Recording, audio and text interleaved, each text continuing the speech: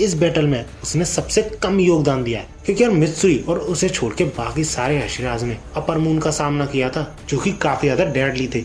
लेकिन वही नाकी में जिसके के साथ वो एक तरीके से खेल रहे थे, ना चाहते हुए भी। और इसी मोमेंट में ओबनाई को टोकी टोकी याद आती है, जो कि यूं समझ लो मरने जैसी हालत में था। लेकिन फिर भी उसने अपने ब्लेड को कुछ इस तरीके से पकड़ा कि वो रेड कलर में शाइन करने लगा। ओबनाई के अकॉर्डिंग टोकीटो ये इसलिए कर पाया था क्योंकि कोई भी क्रिएचर जब अपनी जिंदगी और मौत के बीच में जूझ रहा होता है, तब जाके उसका असली पोटेंशियल बाहर आता है। और यही सोचते हुए ओबनाई भी अपनी पूरी जान लगाने की कोशिश करता है, जिस वजह से उस पर भी डीमन स्लेयर मार्क अपीयर हो जाता है। और अगर यही काफी नहीं था तो इसी के साथ ओबनाई की तलवार भी शाइन करने लग जाती है रेड कलर में। और उसकी तलवार इतनी ब्राइटली शाइन कर रही होती है ना कि एक बार को तो ओबनाई को भी ये लगता है कि उसके शरीर में ऑक्सीजन की कमी होने की वजह से उसकी आंखें खराब हो गई हैं, जिस वजह से वो एक जगह पे फ्रीज भी हो जाता है। और इसी मौके का फायदा मुजान उठाने की कोशिश करता है ओबनाई को अपने 2 अटैक से घेर कर, जिस पर सानवी उसे अलर्ट करने की कोशिश तो करता है, लेकिन ओबनाई अभी भी उसी जगह पे फ्रीज रहता है। और जब गियू वहां पे पहुंचने की कोशिश करता है ओबनाई को बचाने के लिए, तब तक बहुत देर हो चुकी होती है, क्योंकि मुजान का हमला ओबनाई तक पहुंच चुका होता है।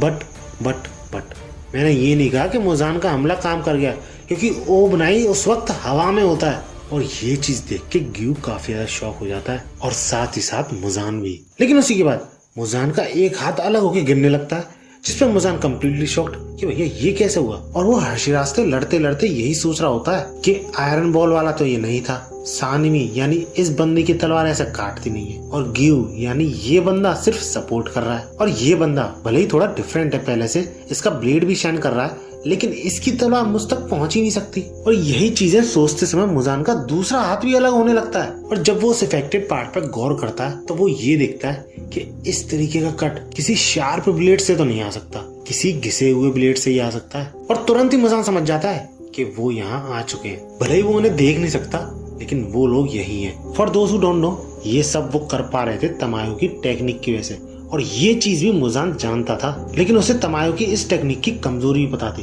क्योंकि जब तक कोई बंदा मूव करेगा तो उसकी प्रेजेंस को वो पूरी तरह गायब नहीं कर सकता। और इसी चीज के थ्रू वो ये भी अंदाजा लगा लेता है कि ये एक नहीं, 2 नहीं, पूरे 3 लोग हैं। और वो छोटे मोटे मूवमेंट से ही उन तीनों के पोजीशन का पता लगा के उन पर अटैक भी कर देता है। और वो 3 लोग और कोई नहीं, जेनेत्सु, इनोजुके और कनाओ होते हैं, जिन्हें देख के ग्यूमी के मुंह से यही चीज निकलती है कि तुम लोग जिंदा हो। जिसके रिप्लाई में इनोजुके भी लाइक किसी का बाप नहीं मार सकता मुझे। और वो लोग जो गायब होने की टेक्निक यूज कर रहे थे वो उन पेपर्स की वजह से थी। और इनोजुके के इस सारे नाटक की वजह से मुजान का ध्यान भटक जाता है। और इसी मौके का ओबनाई इंतजार कर रहा था, जो मौका देखते ही मुजान के दोनों हाथ काट के रख देता। लेकिन इस बार मुजान की जो रीजनरेशन थी वो काफी ज्यादा स्लो थी, बिकॉज ऑफ रेड ब्लेड। क्योंकि एटलीस्ट उन्हें कोई लीड तो मिली कि मुजान को सनराइज होने तक कैसे बांधे रखना है, यानी बिजी रखना है। और इस पूरी लड़ाई में हम पहली बार डीमन स्लेयर्स को मुजान पे हावी होते हुए देखते हैं। और ग्यूमी को भी इसी चीज का इंतजार था, क्योंकि सबसे ज्यादा मुजान को वही बिजी रख रहा था, तो उसे मौका नहीं मिल रहा था जरा सा भी अपने वेपन्स को रेड करने का,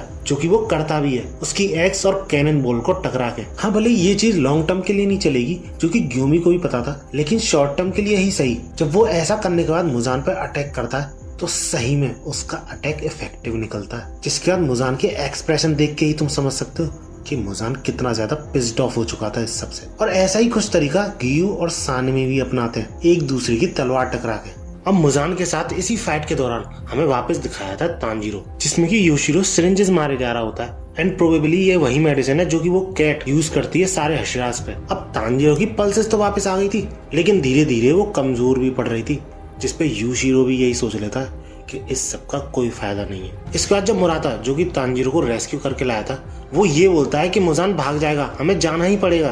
तब जाके भाई साहब तांजीरो अपनी तलवार को इतनी कस के पकड़ता है कि उसकी आवाज से आसपास बैठे डीमन स्लेयर घबरा जाते हैं, जिसके तुरंत ही बाद तांजीरो की आंख खुल जाती है और वो होश में आ जाता है। इसके अगले ही सीन में हमें डीमन स्लेयर कॉर्प्स का एक सर्वेंट दिखाया जाता है, जो कि मुजान के साथ हो रही जंग को देख के लिटरली कांप रहा होता है और यही सोच रहा होता है कि शायद हम सब इस बार जीत ही जाएंगे।